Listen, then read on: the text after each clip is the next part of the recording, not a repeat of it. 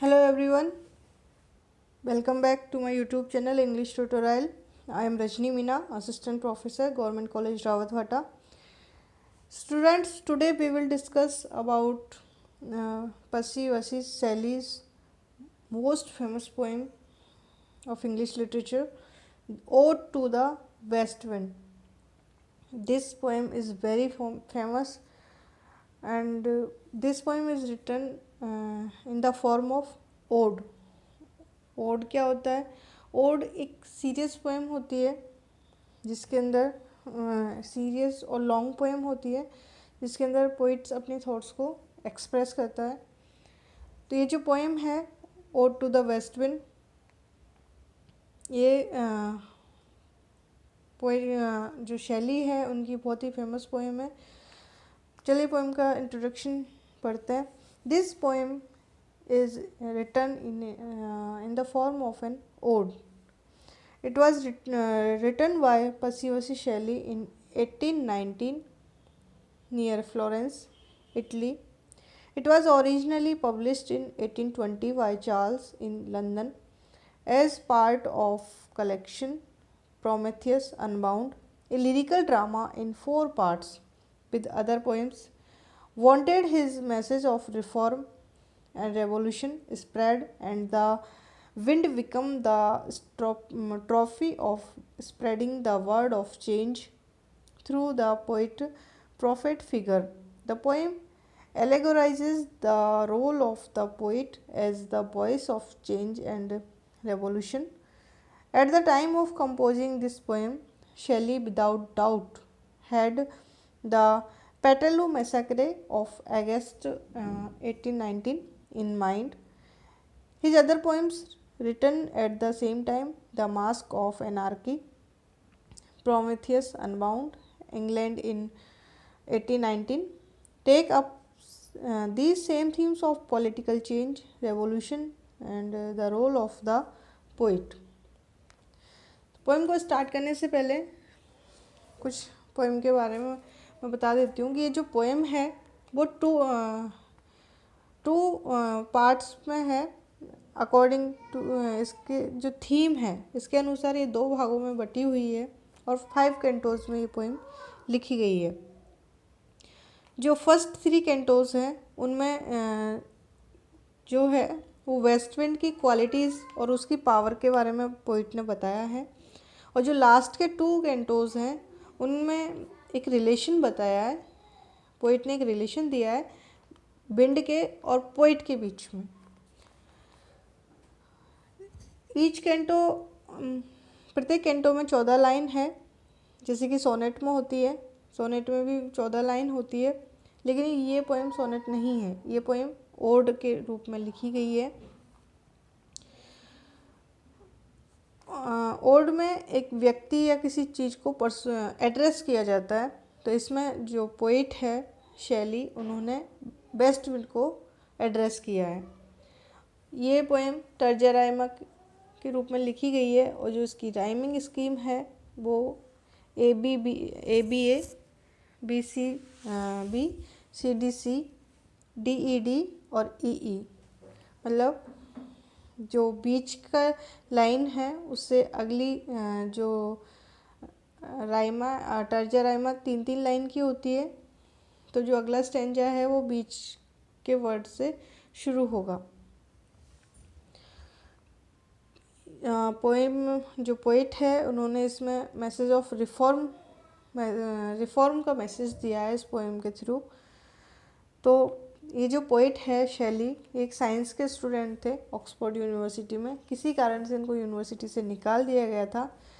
तो ये साइंस के स्टूडेंट होने के नाते इनकी एक और पोएम है द क्लाउड, उसमें इन्होंने बाष्पीकरण के बारे में बताया है. बाष्पीकरण की थीम को लेते हुए पूरी पोएम लिखी है. तो इसी प्रकार से ये जो पोएम है इसमें भी आपको साइंटिफिक एलिमेंट्स मिलेंगे और टू द वेस्ट विंड में भी. चलिए पोएम को स्टार्ट करते हैं. O wild west wind, thou breath of autumn's vein. O wild west wind, यहाँ पर जो पोइट है वो वेस्ट विंड को वाइल्ड वेस्ट विंड बोल रहा है. इन शब्दों में पोइट ने अपोस्ट्रॉफी का यूज़ किया है। और west wind, Wild west wind में एलिट्रेशन भी है। तो पोइट जो है वो वेस्ट विंड को वाइल्ड वेस्ट विंड बोल रहा है। दाउ ब्रीथ ऑफ ऑटम्स बीइंग, तुम ऑटम की ब्रीथ हो, मतलब तुम ऑटम की सांस हो, तुम हो तो ही ऑटम सीजन है। यहाँ पर ऑटम को पर्सोनिफाई किया गया है। पोइट जो है वो ऑटम को सीजन ना मान के एक इंसान की तरह बोल रहा है कि तुम ऑटम की एक सांस की तरह हो। Thou from whose unseen passage the leaves dead are driven, कि तुम दिखाई नहीं देती हो, अनसीन प्रेजेंस, तुम दिखाई नहीं दे रही हो, बट तुम्हारी प्रेजेंस के कारण ही the leaves dead are driven, जो लीव्स ऑटम के सीजन में जो पेड़ों की पत्तियां हैं वो सूख करके नीचे गिर जाती है। तो ये जो वेस्ट विंड है वो उन सूखी पत्तियों को ले जाती है, आर ड्राइवन, उनको ले जाती है। Like ghost from an enchanter fleeing, कैसे ले जाती है, जैसे कि गोस्ट यानी भूत प्रेत, एन्चेंटर का मतलब जादूगर, और फ्लिंग यानी भगाना। जैसे कि कोई जो जादूगर है वो भूत प्रेतों को भगा कर ले जाता है अपने जादू से, अपने मंत्रों से, वैसे ही ये जो वेस्ट विंड है ये पेड़ों की सूखी पत्तियों को अपने साथ उड़ा करके ले जाती है।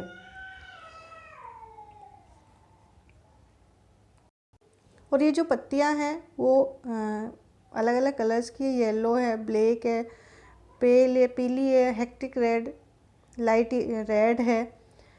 पेस्टिलेंस स्टिकन मल्टीट्यूड्स, ये जो वेस्ट विंड है इन सूखी पत्तियों को कैसे ले जाती है, जैसे कि कोई पेस्टिलेंस स्टिकन मल्टीट्यूड का मतलब छूत की बीमारी से ग्रस्त लोगों की जो भीड़ होती है, जैसे कोई छूत की बीमारी से ग्रस्त है तो लोगों की भीड़ उससे दूर भागती है, वैसे ही ये जो वेस्ट विंड है इन सूखी पत्तियों को अपने साथ उड़ा करके ले जाती है। ओ दाओ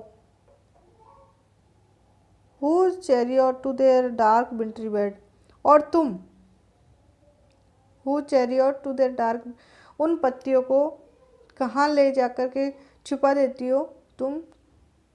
कैरियट टेस्ट मतलब ले जाने का काम करती हो।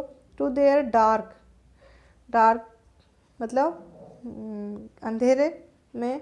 विंट्री यानी सर्दी का सीजन है तो विंट्री बेड, विंट्री बेड का मतलब अंडर द सॉइल, तुम मिट्टी के नीचे जा कर के उनको दवा देती हो।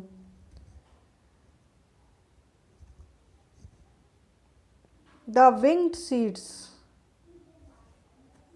विंग्ड सीड्स मतलब और जो बीज है उनको भी अपने साथ बहाकर ले जाती हो। विंग्ड सीड यहाँ पर जो है पोइट ने बीजों के भी पंख लगा दिए हैं, तो पंख भी उड़ करके चले जाते हैं तुम्हारे साथ।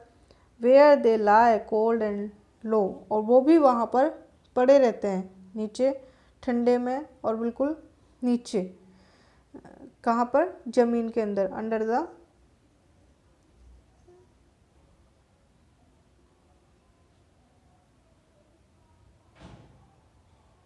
सॉइल,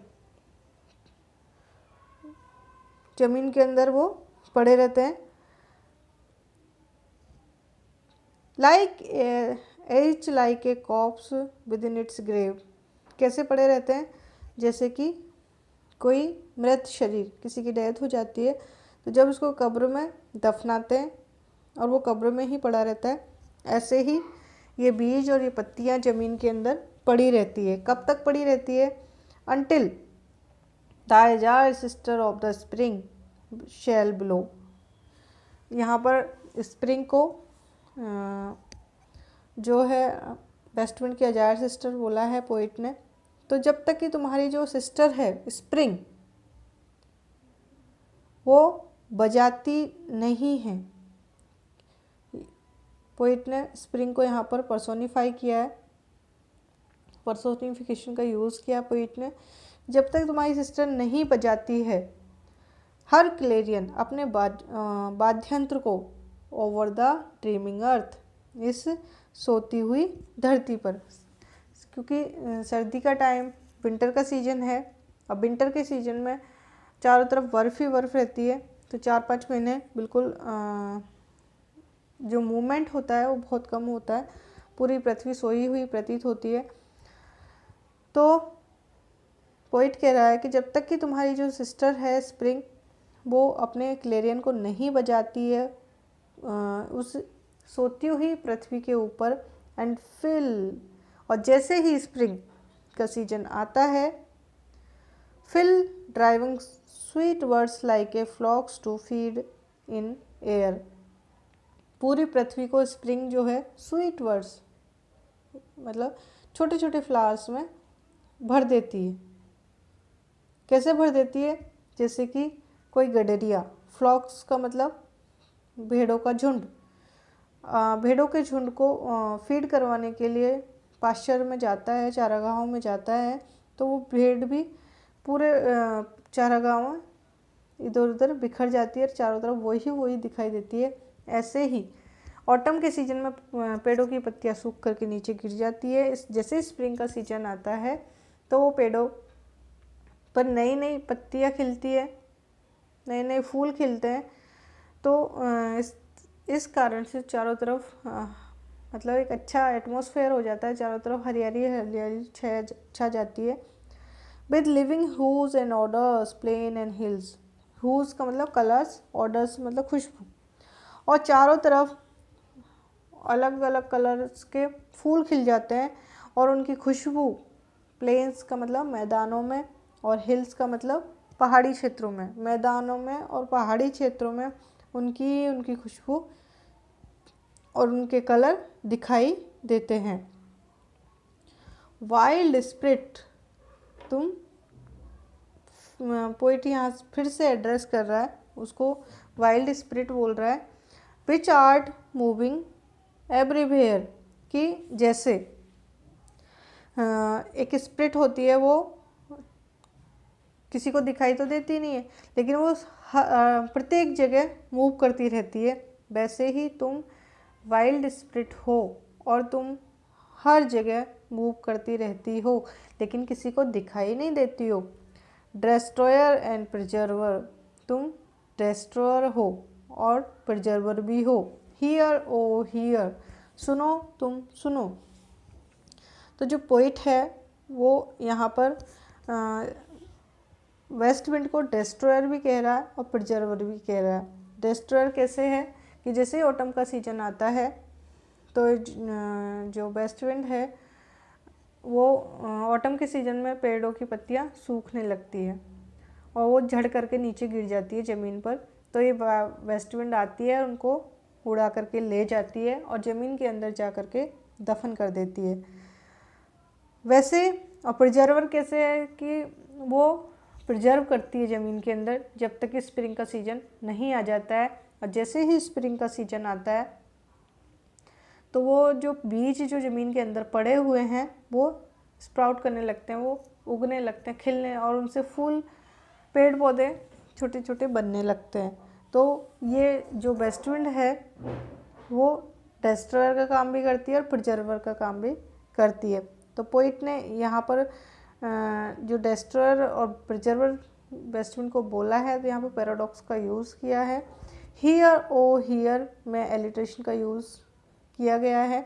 इस प्रकार से जो पोएम है वेस्ट विंड, इसका फर्स्ट कैंटो कंप्लीट होता है। सेकंड कैंटो हम नेक्स्ट वीडियो में पढ़ेंगे। Thank you.